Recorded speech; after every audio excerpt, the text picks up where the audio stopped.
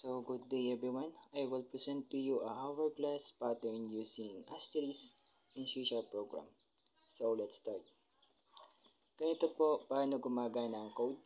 Unang bahagi, itaas na bahagi ng hourglass. Int size 5, itinatakda nito ang laki ng hourglass. Sa kasong ito, 5 ang magiging maximum na lapad ng pattern. Unang for loop, for int I is equals to 0, semicolon of I, less than size, semicolon of I plus plus. Ang loop na ito ay tumatakbo mula 0 hanggang 4. At ito ay ginagamit upang bumuo ng itaas na bahagi ng hourglass. Pangalawang for loop para sa spaces.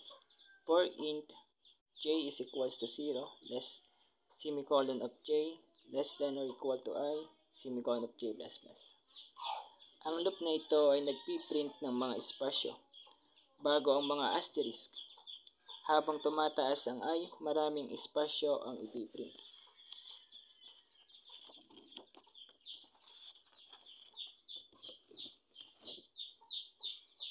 Pangatlong for loop para sa asterisk.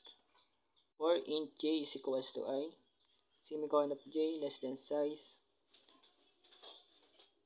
times 2 minus I minus 1, semicolon of j plus plus. Ang loop na ito ay nagpiprint ng mga asterisk. Ang bilang ng asterisk ay bumababa habang tumataas ang I. Paglipat sa susunod na linya, console that right line. Kapag natapos ang isang row, lilipat ito sa susunod na linya. Ikalawang bahagi, ibabang bahagi ng hourglass. Ikalawang for loop. For int I is equals to 1, semicolon of I less than size, semicolon of I plus plus.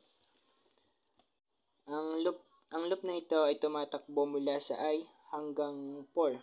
Ito ay ginagamit upang bumuo ng ibabang bahagi ng hourglass. Pangalawang for loop para sa spaces. For int I is equals to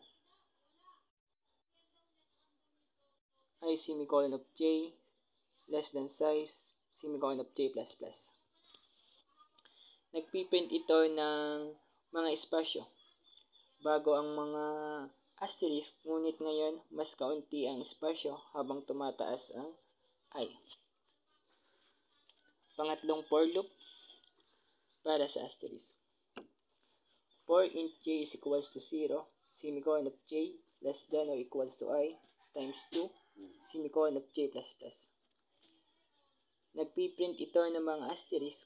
Ang bilang ng asterisk ay tumataas habang tumataas ang I. Paglipat ng susunod na linya, console that right line. Tulad ng dati, ililipat ito sa susunod na linya pagkatapos mag-print. Output ng code, kapag pinatakbo ko ang code na ito,